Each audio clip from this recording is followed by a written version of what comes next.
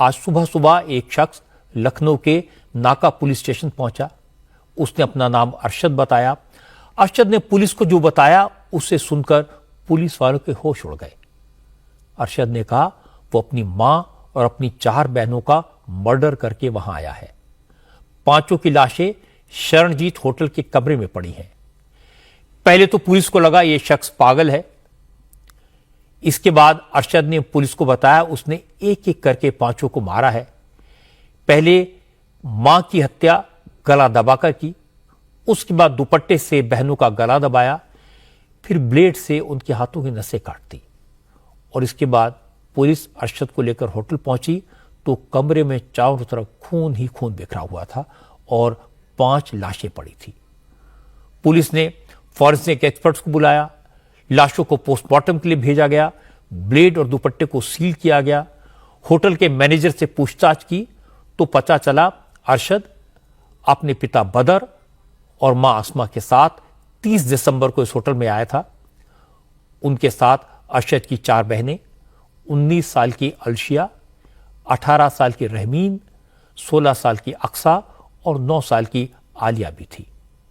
अरशद ने बताया कि वो आगरा का रहने वाला है। पिछले 10-12 दिनों से यहां वहां भटक रहा था। पहले अजमेर गया, फिर लखनऊ आया। कल रात उसने अपनी मां और बहनों को जबरदस्ती शराब पिलाई, उनके मुंह में कपड़े बांधे और उनका गला दबा दिया। जिनकी मौत गला दबाने से नहीं हो पाई, अरशद ने उनके हाथ की नसें काट दी। पुलिस ने पूछा उसके पिता कहां हैं तो उसने बताया कि मां और बहनों की हत्या के बाद उसने अपने पिता को रेलवे स्टेशन पर छोड़ा था और वहां से खुद सीधे पुलिस स्टेशन चला आया। अब पुलिस पूरे मामले की जांच कर रही है। लखनऊ के जेसीपी क्राइम बबलू कुमार ने बताया कि कमरे में जो डेड बॉडीज मिली हैं उनमें से कुछ की कलाइयों पर काटे जाने के निशान भी थे। देखिए, ये 5 लोग हैं जिनकी डेड बॉडी थी। 4 बच्चियां हैं और एक मदर हैं।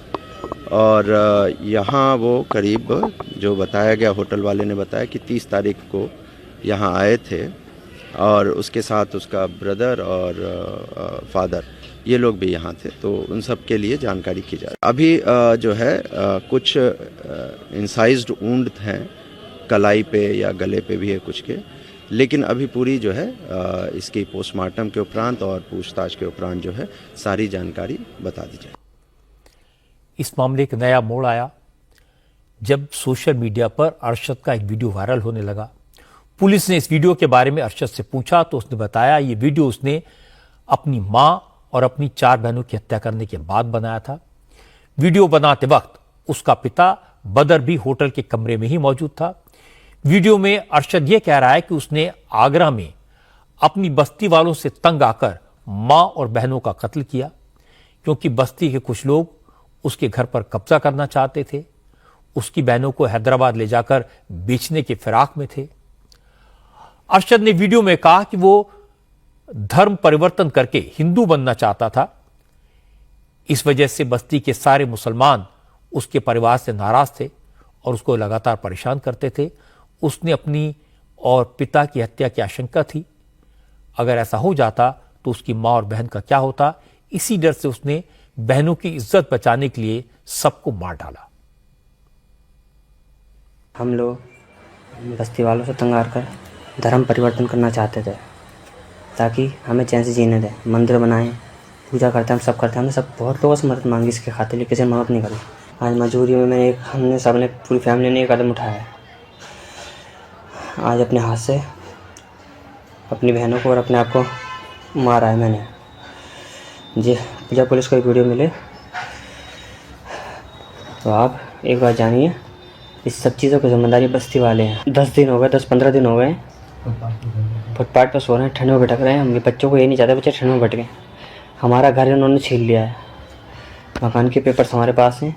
और जो जो मंदिर का नाम करना चाहते थे, अपना धर्म परिवर्तन करना चाहते थे, इसलिए हमने इसके कागज सारे अपने पास रखे हुए हैं। हमारी मौत के जिम्मेदार सबसे मेन जो इंसान है वो पूरी बस्ती है। और उससे मेन जो इंसान है रानू और आफ्ताब अहमद, अलीम खान, सलीम, ड्राइवर अहमद, रानू, आरिफ, अजहर, और इसके और रिश्तेदार हैं जो ऑटो चलाते हैं और भी उसके गली में रिश्तेदार रहते हैं, भड़बू जाए ये लोग। हर मुसलमान एक सा नहीं होता, आप जो सोचते हो। अब आपकी मर्ज़ी, हमें जलाओ या दफनाओ, लेकिन ये इन लोगों को इंसाफ दिलाओ।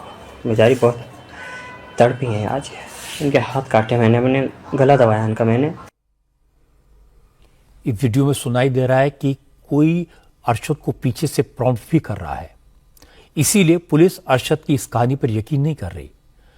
लखनऊ की डिप्टी पुलिस कमिश्नर रवीना त्यागी ने कहा कि पुलिस अरशद का पुराना रिकॉर्ड पता कर रही है, क्योंकि अरशद के पिता बदर भी हत्या में शामिल था। वो अभी फरार है। जब तक वो नहीं पकड़ा जाता तब तक पूरा सच सामने नहीं आएगा। ये लखनऊ में इनकी जो अभी तक हमारे पास डिटेल्स हैं उसके हिसाब से ये एक होटल में एंट्री करते हैं 30 तारीख को। प्रारंभिक रूप से उन्होंने पूरी घटना को कबूला है।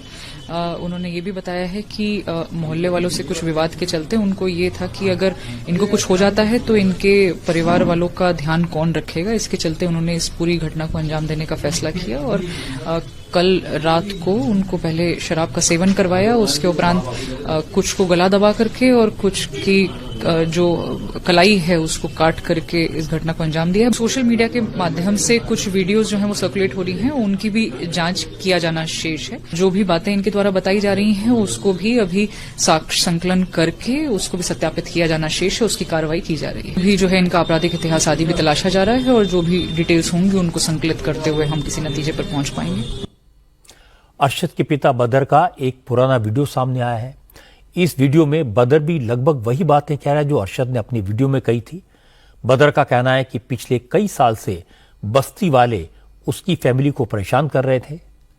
पुलिस और प्रशासन उनकी कोई मदद नहीं कर रहा, इसलिए अब उसके पास जान देने के अलावा कोई रास्ता नहीं है।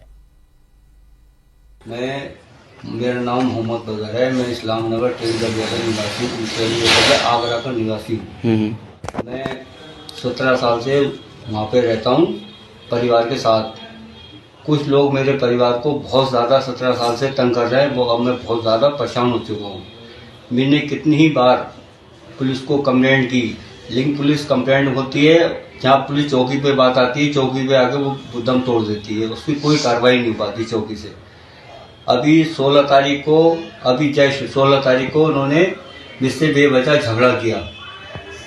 मैंने पुलिस में कंप्लेंट कराई तो शाम को हम पे दबाव डाल के पुलिस ऑफिसरों ने उसको समझौता करा लिया।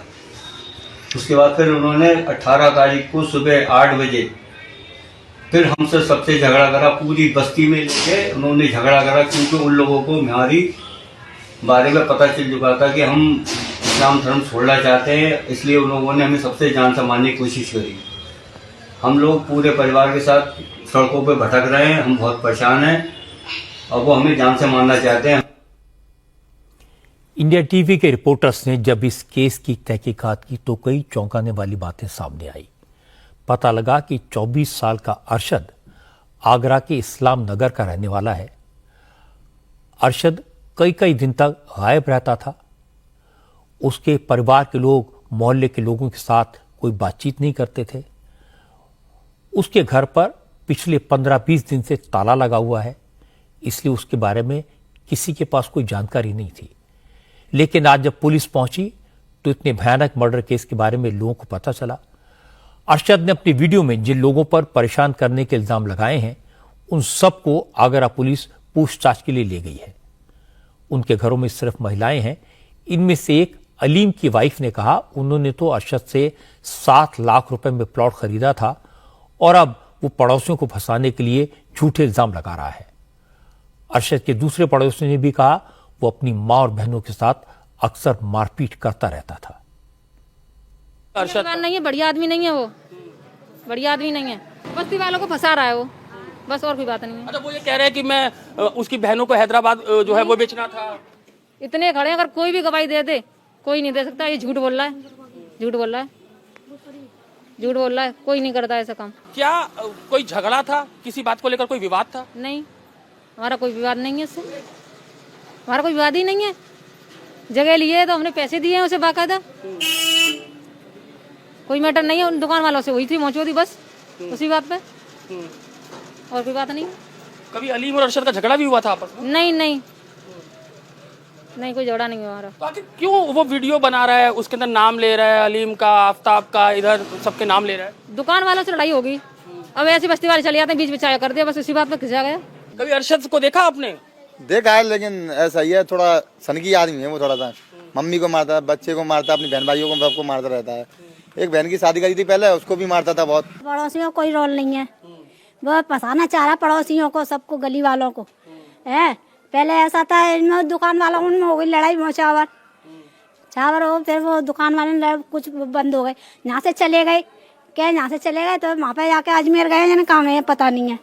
अब वहाँ पे जाकर जनक कहाँ, यहाँ 15-20 दिन हो गए यहाँ से गए हुए, तो उसने वहाँ पे क्या करा क्या नहीं करा हमें नहीं पता है। अपनी बहनों और मां की हत्या का यह मामला जैसा दिख रहा है वैसा है नहीं, इसमें कई पेच हैं। मुझे जानकारी मिली है कि अरशद की शादी हुई थी, उसकी एक 4 महीने की बेटी है। उसने अपनी बीमार बेटी को घर में गड्ढा खोदकर जिंदा गाड़ दिया था। जब उसकी वाइफ चिल्लाई तो मोहल्ले वालों ने उसकी बेटी को किसी तरह बचाया, हॉस्पिटल ले गए, लेकिन उसकी मौत हो गई। दूसरी बात, अरशद के मकान पर कोई कब्जा नहीं हुआ, उसके घर में ताला लगा है। तीसरी बात, वीडियो में अरशद ने कहा उसने मां और बहनों की हत्या कर दी है और खुद मरने जा रहा है।